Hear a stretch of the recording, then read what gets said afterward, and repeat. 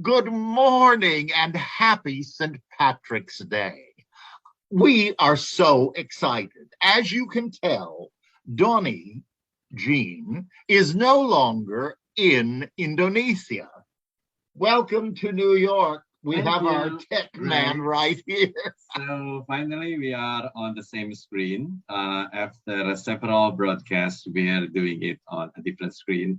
But again, we will still have a different screen with our guests because today it will be the first time that we will have our speaker from out of United States. Yes, well, we had you from Indonesia. I think we're loving the eyes because it is St. Patrick's Day, and Jean came up with the most wonderful, wonderful thought, and that was that we would broadcast today, direct and live from Killarney, Ireland, with our wonderful, wonderful friend, Father Richard Dowling. Now, before I bring Father Richard on, and we're going to call him Richard, and I'm going to be Greg, and he's going to be Jean, if I can remember the right name. We're just delighted to have all of you with us. Now, normally, this program is done on Friday morning, Onward in Love and Caregiving. But this week, because of the St. Patrick's Day holiday being today on Thursday, March 17th, we decided to switch the program. So for those of you who follow me regularly, tomorrow will be Hymns by Request at 11 o'clock.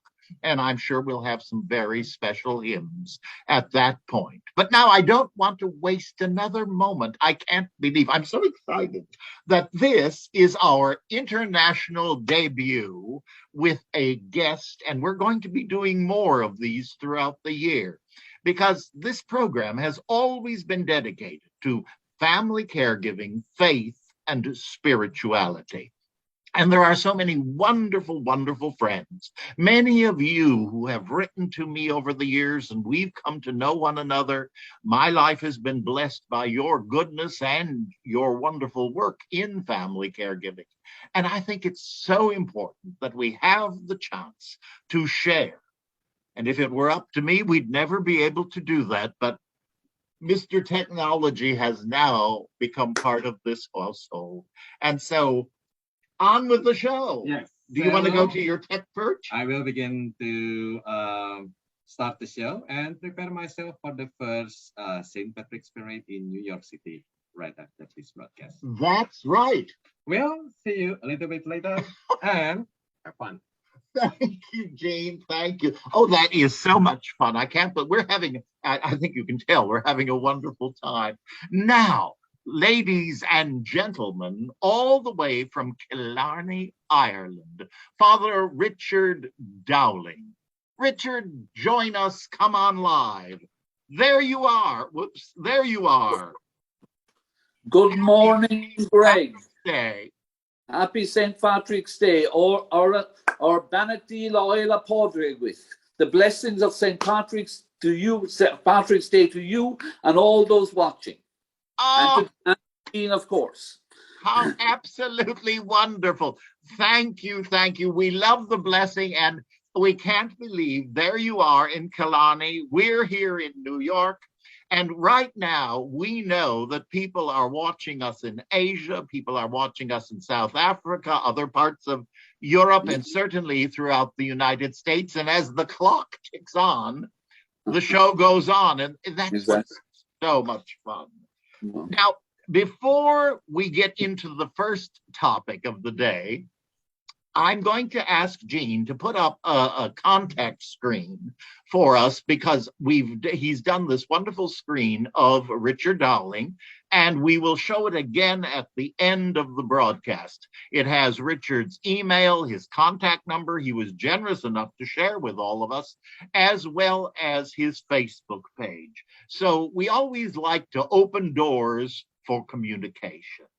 Thank you, Greg. Absolutely. Thank you, Richard. And now, the star of the day, St. Patrick himself. Let's take a look and see who we've got. There we are with a pot of gold. And we certainly wish everyone a joyous St. Patrick's Day. Now, Richard, I want you to educate all of us. Who was St. Patrick? How did this day come about? And how on earth did New York capture it so well? I think we may celebrate more than you do. Well, we sing always on this day, Hail Glorious St. Patrick, dear Saint of our Isle. And he is, of course, the Saint of Ireland. But what many people don't realize is that St. Patrick was not an Irishman. So where did St. Patrick come from? In fact, St. Patrick was a British man. He was born in probably close to modern-day Carlisle, which is in the north of England, very close, not far from Hadrian's Wall. His birthday would have been somewhere towards the end of the 4th century. Never has been established properly. But we know that his father was a deacon in the church, his grandfather also. So he was brought up as a Christian boy. But about the age of 15, some Irish rogues, some Irish raiders, pirates from Ireland, took a trip across the Irish Sea to do some raiding and have some fun in that part of the world. And they captured Patrick as a young boy and brought him back to Ireland. There, he was, the tradition says that, and his writings say, this also we know, because much of what we know about St. Patrick is contained in the Confessions of St. Patrick, which somebody can find online today, in fact, or they can go and see the manuscripts in libraries here in Ireland. But St. Patrick, we know from his writings, was sent on to probably modern-day Croagh Patrick, which is in the west of Ireland, in the county of Mayo, and there he tended sheep and pigs. We know from his writings that he says that he spent, he endured cold and rain and hunger. But what is striking about St. Patrick for me is that St. Patrick speaks about a conversion within himself. He speaks in his writings of how he felt an intimacy with God as his father, and he did not feel alone. After 6 to 7 years, we know that he felt a longing to return to his own soil, and so he took a journey. He went away from his master, and he made a journey of about 200 miles back to the east coast of Ireland, and he wanted to board a ship to take him back to England again. But his writings say that the sailors didn't want anything to do with him. They said, "You're going to bring us bad luck." But as he walked away from the ship, they called him, "No, you come and you can pray for us on the journey." So we know from his writings that Patrick prayed for this group of seamen. They arrived probably on the shores of Wales today or the north of England, we're not sure. And again, food was very short, the conditions were very poor, but he eventually returned home. Patrick, within himself, he says in his writings that it's very like, I always think, St. Joseph and the dream he had. St. Patrick, he says in his writings, that after a number of years at home, he had this dream, and it was St. Patrick, go back to the land of the Irish, go back and bring the good news of Jesus Christ to these people. And despite the fact that Patrick didn't have the sanction of the church at the time, he undertook the journey and returned to Ireland. But what we do not realize is that there was also somebody, a certain Palladius, a Roman deacon, had been sent to Ireland about 2 to 3 years previously. But he managed to establish maybe a couple of churches on the East Coast, but really his mission was a failure, did not succeed. So some people joke we should be saying St. Palladius Day, not St. Patrick's Day, for bringing us the faith. Of course, everybody knows that Patrick his writings say that he had a fantastic love of the people. And he said how the people welcomed him, and even the local chieftains welcomed him. But of course, he had, like any missionary, he had opposition, fierce opposition from the Druids, which were a pagan priesthood in Ireland, which had existed for centuries before him. But Patrick, we know from his writings, he persisted. He gathered many people with him. Our first female saint followed him, Saint Bridget, who was the patron saint of spring in Ireland. And Patrick established a number of churches in various places. Of course, they say that he banished, of course, all the snakes from Ireland. I'm not so sure about this because the biologists say snakes never existed in Ireland. So basically that's it. There is controversy as to where his tomb is. Some say it's in Downpatrick in Northern Ireland, and some say it's at the See of St. Patrick, the head of the Irish Church, in St. Patrick's Armagh, which is both in the northern part of Ireland. So we're indebted to Patrick. We have a love of Patrick, and to this day, he's celebrated throughout the world on St. Patrick's Day. This feast, we think, and historians say, that the feast was established in the United States, in Australia, and different places, probably around the late 17th or early 18th century, where these new immigrants wanted to, they strove to create their identity. Yes. So they came up with this form of course, there will always have been the Eucharist or Mass on St. Patrick's Day. Traditionally, it would be a holy day of obligation, still is. In fact, so I would have gone this morning. I've already celebrated Mass of St. Patrick in our own local cathedral. Wonderful. I love this. Because St. Patrick's Day falls usually during Lenten time. Officially, in the canon of church law for the Roman Catholic Church in Ireland, St. Patrick's Day is officially, it's stated, is not a day of penance. Many times in Ireland, of course, the children, they decide to give up sweets or something, to do some penance during Lent, and many men decide not to take alcohol during Lent. But it's permitted on St. Patrick's Day, of course, to return. And we have this expression, always another Irishman will say to a fellow Irishman, don't forget to wet the shamrock. Of course, the shamrock was used by Patrick famously to catechize with the 3 leaves of the shamrock. He said, this is the Father, this is the Son, and this is the Holy Spirit. That's right. A real piece of God's creation as Trinity. Exactly. So when you wet the shamrock today, Greg and Jean, wet it, but do not drown it. Oh, bless your heart. Well, this is a perfectly wonderful beginning to our program. And of course, you've been so wonderful to tell us the story. You've also straightened us out on the snakes, because, I mean, I'm afraid most of the crowds often start with the snakes as opposed to any other part.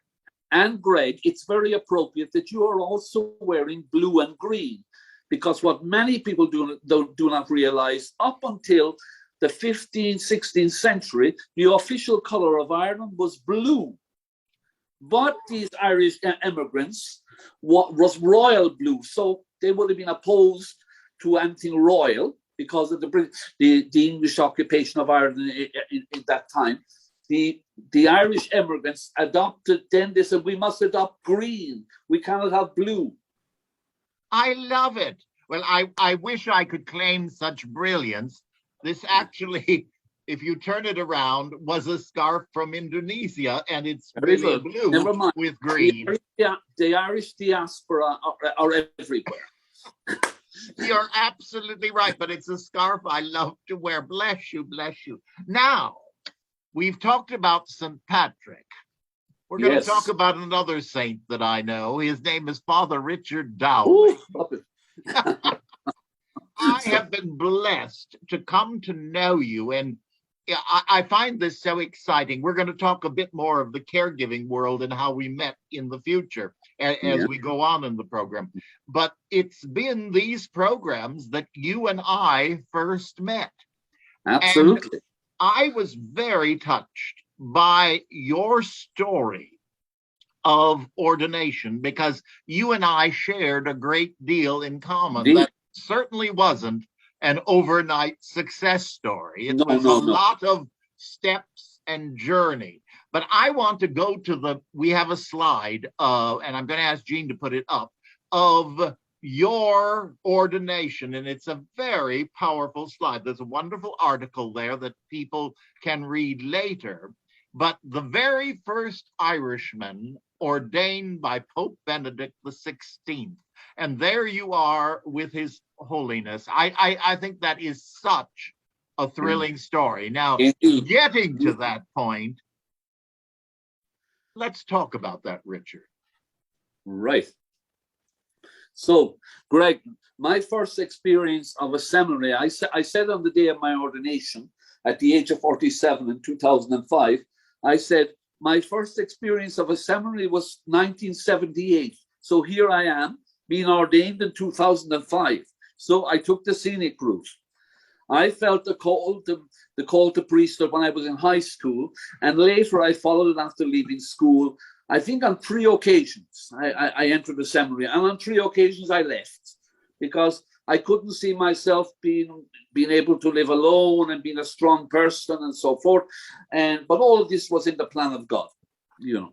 And later in life, I returned to my studies through a lay Catholic experience in my parish that were sending boys to international seminaries. I was sent, as I had done some of my theology studies at St. Patrick's College, Maynooth in Ireland previous. I was sent to the United States to an international seminary at Killarney, New Jersey. Just over the river. Just over the river there. And I went 2 years. I went to Seton Hall University to study for my master's in divinity. And for 3.5 to 4 years, I accompanied a family and another seminarian to various states of the United States, the different parishes, giving adult talks. Adult catechesis, we call it. So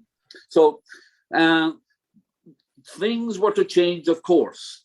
During that time, my dear mother, who died in 1999 on January 1st, during my studies, as I lived in the United States, my mother suffered 3 strokes in the space of a number of months, which left her unable to swallow. We couldn't be sure if she recognized us anymore. So it was a time of great suffering. It was a time of great tension because I was away in Ireland and the others were at home with my mother, of course. And during that time, lo and behold, I began to suffer panic attacks and severe anxiety to such an extent that I had to leave my studies and return to Ireland. And my superior said, well, we don't know whether you'll get married, whether you'll come back to the priesthood. We don't know. So I went back to my old work, which was as a tourist guide in Killarney National Park in Ireland, and worked away for 2.5 years, and until the moment came where I felt to continue my studies. I unexpectedly was expecting to return to Killarney, New Jersey, but no, I was asked to go to the International House in Rome and to finish my studies there. I had never, ever dreamt in my life that I would be ordained a priest for the Diocese of Rome, of all places. So I studied at the Gregorian University, and then I spent a year in a parish. Then I was ordained deacon and priest, and I remained in that parish until 2014. That is just an incredible story. And you've already begun to share with us by speaking of your mother and your own emotional, physical reaction to that caregiving responsibility. Absolutely. with the physical, emotional, spiritual that we all go through, that caregiving was going to be playing an incredible part in your life.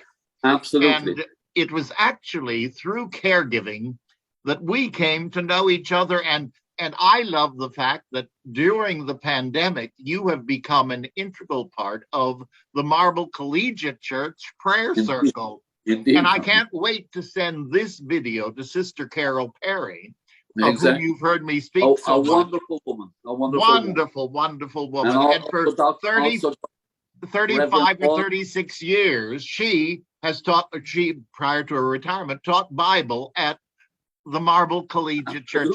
We are such a big family, and it's so special having you with us this way. Of course. Now, Richard, I'm going to ask Jean. We have a group of slides that deal with caregiving. Let's take a look at them, and then we'll go back and you can talk through each one of them. We can be seen from here on the side. Now, there's a picture of your mother and your father with a beaming Irish smile, always a welcome for everyone who crossed the threshold. I love it. I love it. That is so wonderful. And then you became, as part of your ministry, working with folks. I think it's so amazing. You did tourism. I did. If it weren't for tourism, I would never have met Jean or fell in love with Indonesia. Exactly. It's funny how God just wants us to get out and see that world. And I'm very grateful, as I know you are. But there's a picture that's next, I think, Jean, that shows you. Yes. Tell us about this. Well, it wasn't by chance that when I was in my first parish, my only parish, in fact, in Rome, was the parish of St. Crispin on the northern part of Rome. The part of Rome I always say that the tourists never saw. And I immediately began to work with the housebound, with those who were sick, the elderly, and in fact, my parish priest used to joke to me to say, well, you don't have a charism to work with the young people, but you fit right in in caregiving for these people. So I got to know many of these faces. Looking at them now, I can recall their histories. Our parish was a very poor parish, and previously, for a number of decades, it had suffered from the scourge of drug addiction. So many of these people that you see in these photographs were people who had lost sons and daughters and loved ones to this scourge. But these photographs were taken at the International Marian Shrine of Lourdes in France. Yes. Every year, the Diocese of Rome organized what was called Il Treno Bianco, the white train, the hospital train, to take these people from Rome, Italy, by rail all the way to France. How fabulous! It was a fantastic opportunity to get to know them better, as many of them wouldn't have been capable of taking flights and so forth. So there was nurses, doctors on this train. It was a wonderful experience. But it was really an integral part, I feel, of my formation. And also, I think a major, huge influence in this was the story, the personal history of my mother's suffering, my trying to cope with it and so forth. Also accompanied my dad as well during this time, who was also elderly. This, I felt the Lord was opening a pathway to caregiving, working with the sick. Perfect. No, it makes perfect. That we were just checking something with the computer. No, that is such an important part that you are sharing. Yes. And I love the fact that you took these people who obviously had challenges in mobility and so forth. Challenges of physical, moral, spiritual, all kinds of challenges. Exactly. And the gift, as we all know, of being together in a trip of that nature allows us to deal physically, emotionally, and spiritually, meeting people just where they are. Exactly, just as they are. Exactly. That is what I was so anxious for people to see this, because it's such an important piece of family caregiving. Sheila Warnock talks about this in her work with many of the Share the Care groups who have actually taken people for alternative treatments because there was a group of people that was sharing together. Marvelous. Now, also, we'll go on to the next slide. There were 4 gentlemen, and they played an important part in your life. I'm anxious to hear this. These 4 guys were part of a group of parishioners, people that I got to know with who were housebound. Basically, they couldn't come to church, so the church had to come to them. I used to say to my bishop when he would visit, I used to say, look, I don't drive a car, but I'm able to wander through the different apartment complexes here, and I meet these people. I meet them outside of their homes and so forth, and I got to know them, and all of them had this personal history. Some of them had illnesses. Some had moved away from the church for various reasons. They hadn't been for many years, and really, when I look at those 4 faces, I know each of their histories. I know. I'm just looking at one of them there now, who was a man who had been to church for 40 years before I met him. And I will always remember, my abiding memory is that I had a small cross I used to carry with me, and he wanted this cross. And I said, you can have it, Giovanni, no problem. And I remember when he was laid out for his burial, he was laid out with the cross sticking up from his joined hands. And his wife, Christina, said to me, he asked, as I'm being laid out, put this cross standing in my hands. It's a memory. These people, along with many others in the parish, men and women, they are for me memorials of the action of God in my life and how God can act in the lives of people. It's a living God. And what I love, Richard, is what you hear me talk about all the time. God, as that person, understood that word. None of us can be so pompous as to assume we get it. I get worried with the ones who say they've got all the answers. I know. Those scare me to death. But that story, I just have goosebumps, God bumps, I like to call them. Many times I get frustrated with people because, people say, well, this person is not Catholic, that person is this person is a Hindu, this is whatever, they're an atheist, whatever. And I always say to them, do you think there's going to be somebody at the gates of heaven checking your card off? Which club did you belong to? It is so right. Archbishop Tutu used to have a phrase, and I heard him use it, and he and I talked of it on several occasions. He said, when you get to heaven, you're going to be shocked at who's there, because God's standards are desperately low. Exactly. I loved it. The great love. We're all brothers and sisters, and your story of your caregiving journey is powerful. Yes. And that really led you then to which is our next and last slide of this portion. And you began your CPE, which is clinical pastoral education. Well, my dad was advancing in years, so I asked my bishop in 2014. I said, look, my dad is in his late 90s. No. I'd like to spend some time with him and accompany him and work in Ireland if it's possible. So here I am in Ireland with the blessing of my bishop, working in Ireland. And I started to do some volunteer work in a local hospital when I returned to Ireland in 2014. And the head chaplain said to me one day, well, he said, Richard, you're after taking to this like a duck to water. So I think we'll send you for official CPE training, and that you be certified as a national healthcare chaplain. That is wonderful.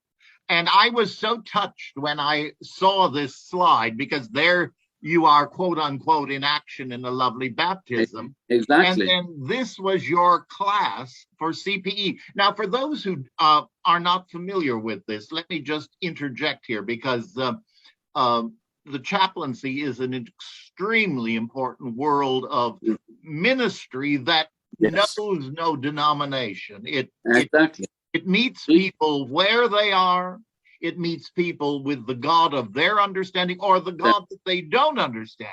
But Exactly. it's Above all. dealing with that inner spirituality, Well, beginning at that point and walking with people in their lives. And so CPE, clinical pastoral education, is very different from a seminary that may be teaching a certain theology. absolutely. In fact, in Ireland, I would think 80% of chaplains or more are not clergy.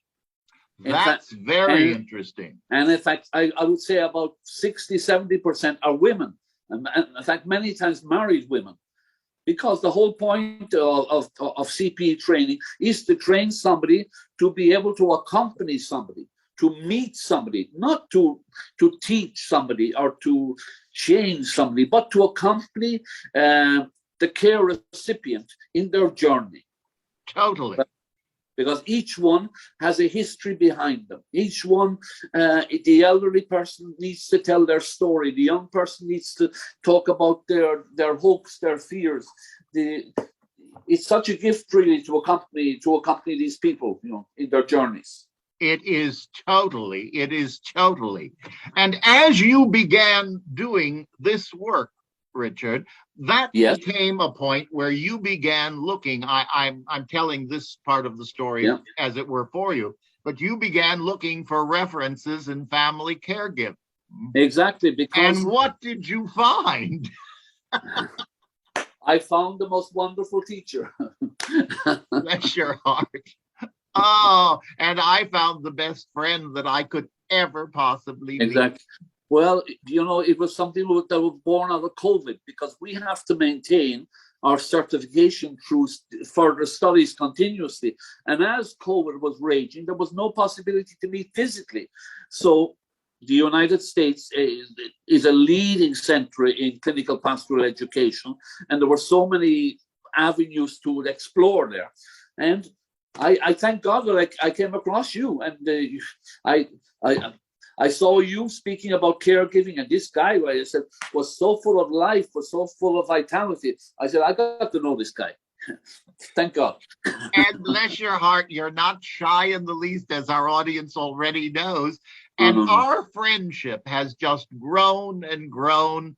I have been touched by the fact that you have reached out and communicated with so many of the people that I adore. Father Richard Rohr, we have shared, Sister Carol, Marble Collegiate, Elise Brown. It's been wonderful. Sheila Warnock, all of the partners who have blessed my life, you have blessed theirs and ours by that sort of a conversation. I so enjoyed, during COVID, the Sunday prayer circle. I can recall many of the people's names now. And because COVID was a lonely time, I live alone. And especially when I came back from Rome, I was living alone for the first time. And I struggled with it. Of course. Of course you would. And now, to move you into where you are serving today. You've served in various hospital settings. Yes. But you are doing caregiving within a hospital called it's a world-renowned Bon Secours. We have been very French. And where is that located? And you know where I'm going with this one. Right. This is located in Bon Secours, is part of Mercy Health corporation. Many of you in the United States will know who they are. Bon Secours was founded by a group of French sisters in the 19th century coming to Ireland to aid the sick and the elderly. They were doing this work in Paris already, and the 4 sisters arrived in Dublin in 1871 with the blessing of the Archbishop to set up a ministry towards a caregiving ministry, you can call it.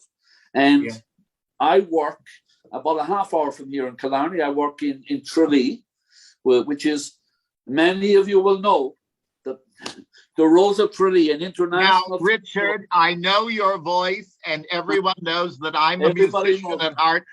Sing it for us. She was lovely and fair like the rose of the summer, yet it was not her beauty alone that won me.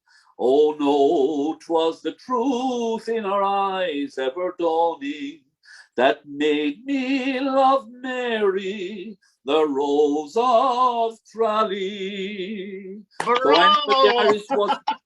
the Irish was looking today. Everybody knows the Rose of Tralee.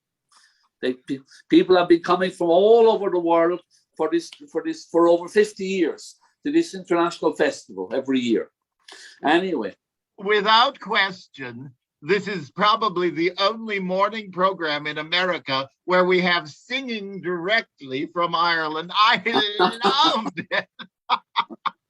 Oh, and I've heard you sing many times because I know you also have tuned into our Hymns by Request program. By request, exactly, yeah, wonderful. So we like to sing. So talk to us a bit about, we've got just a couple of slides. We'll look at them quickly and then tell us a bit of the work that you're doing. I was very impressed by these two slides, which folks can look at in detail, but it gives the mission statements and values of the organization, the Caregiving. Well, it is a Catholic organization, a Catholic hospital, but Catholic in the sense, as your friend and my friend Richard Rohr always says, Catholic meaning universal. Catholic meaning not just to Roman Catholics, Catholic to all peoples of faith and of no faith. This is most important. Precisely. Which is so important because, many times I hear, Father, I'm not religious, but I'm spiritual. And it's true. Deep within us all, there is this spiritual root. I believe, as you say many times, and also, Greg, we were created within us with a divine, with an original goodness, more than original sin. I think it's very negative, but an original goodness. Amen. Which really, as working in a hospital environment, as part of a pastoral care team, we're 3 in the pastoral care team, and you see really how many times the sadness of illness, many times this original goodness begins to diminish a little and people struggle. And as I said, our job really within the hospital is to accompany people. It's not a hospital where we're dealing a lot with many people who are dying, but we are dealing many, many times, a huge percentage of our work is dealing with people who receive an unexpected bad news from their visit to the hospital. How many people even today, I called at the hospital for an hour to see some people, and even today, on the Grace Feast, there was this moment where people struggle. As I say, many people, they have a history, and they're grappling with God. Why is this illness in my life? Why do I have this? Why do I have this problem? Why do I have this difficulty? And so it's a moment to care for these patients, to care for the staff as well, who especially during the COVID times that we've lived through, my God, all you could say was heroes, really. Absolutely. Heroes. All over the world. And I love the fact that you said it, and it's true all over the world. The why questions get you nowhere. Yes. But it takes a clergy person, a chaplain, someone schooled who can walk people from the why exactly to the what. Exactly. And to help people reconnect with that divinity within them, knowing that they are beloved children and that they are safe.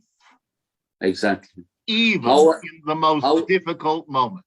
How as you and your caregiving, your caregiving broadcast say many times, you are wanted by God. Absolutely. You are wanted by God. You are still wanted by God. And you are a precious you will have the blessing of being with that heavenly essence. If that's the way that's comfortable for someone. Jean and I just saw, and I've spoken of it and written of it because it's so powerful. We saw the magnificent movie Cyrano. And in one of the last scenes, war is going on, and it's desperately appropriate with the sadness that's happening here. With the madness happening in Ukraine, of course. Exactly. But I was blown away and in tears, unbelievably, as the soldiers were writing letters, saying farewell, and the young boy came to carry these letters away. And then they all began singing probably the greatest resurrection hymn I've ever heard, and I'd never heard this song before. Wherever I fall is heaven. Yes. What a powerful statement. However you define God, however you define heaven, however you define beyond this temporal world. Well, what a powerful statement. Wherever I fall is heaven. I know. What a comforting. And looking at those slides, I'm brought back to so many times, to many of these people were the presence of God in my life. And also I thank God also for, my dad lived to be 101. I thank God for the life of my mom, my dad, who, I learned so much. I learned so much about suffering. I learned so much about faith, about how to accompany people. And, also with my own my struggles, I see how God was preparing me for a ministry. Because many times I see my life echoed in those in front of me, mirrored and echoed by those in front of me. And you know how Richard Rohr loves the word mirroring. Yes. Yes. We're not going to go into that whole conversation, but that's the today. Great joy. Now, we have one final slide that I think is, I just would love to read a portion of it. Core ethical principles which guide healthcare delivery at Bon Secure Hospital System. I love, as you read, ministry of presence. That great gift, just being present. Inclusive, person-centered focus. Yes. Caring as holistic. Yes. Caring relationships marked by interpersonal exchange. Yes. Caring that is not judgmental. What a gift, because so many people have spent their lives being judged. Exactly. Caring that speaks the truth with compassion. Yeah. The dignity of the human person. Richard, God bless. You are absolutely doing an incredible work.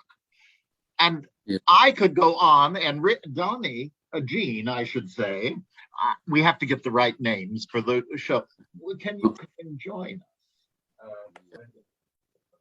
Yes. Oh, yes. All right. Yes, I'm being told what I'm supposed to be doing. The creative director has spoken. We have one final slide, which is the opening slide. If people want to make note of this, this is Richard Dowling's email address, his phone contact in Ireland, and his Facebook. We thank you so much for being with us. Jean and I are going to look forward to going to the parade. Come join me. I've already gone for one Irish coffee this morning with just a little of Ishkabal, the water of life. You got that shamrock going. Yes. So I'll be going now to watch the parade here. Everybody will be, all the local organizations, clubs and so forth will take part. It's very much a local affair. And I'm going to dinner with some family and friends later. Oh, and wonderful. We'll wet the shamrock again. Well, thank you for blessing us. Thank you, Jean. Thank you very much for having me. It was a pleasure. Yes, Richard, thank you for your time. And I think no matter how wonderful the parade, it will not beat the sound and also the singing. I think that is just like the best thing that we could have when we celebrate St. Patrick's Day here in New York City. And I really look forward to have your live performance later on. Because this will be your first St. Patrick's Day in New York. Yes, that is true. We really look forward for that one. And then I will create a special episode for that one, just only for you. Looking forward to seeing you soon in New York in person. We cannot wait. But before we go, may I ask for an Irish blessing as we say thank you to all of our friends who have been with us, and wishing each of you, wherever in the world you may be, a very joyous, happy, and blessed St. Patrick's Day, remembering always onward in love and caregiving. Richard, The take it Lord away. be with you. And Through the with you. intercession of Patrick, Apostle of Ireland, Apostle of the nations, may you be filled with the Holy Spirit. May you know the joy of your faith in this day, and may St. Patrick intercede for you and protect you always. And I bless you all in Amen and Nahar, August and Vic, August and Spirit, Nave. Amen. Amen. Thank you. Much love. But wait. A little Irish blessing also for you. May the road rise to meet you. May the wind be always at your back. And may you be in heaven half an hour before the devil knows you're dead. I love it. Thank you. Thank you.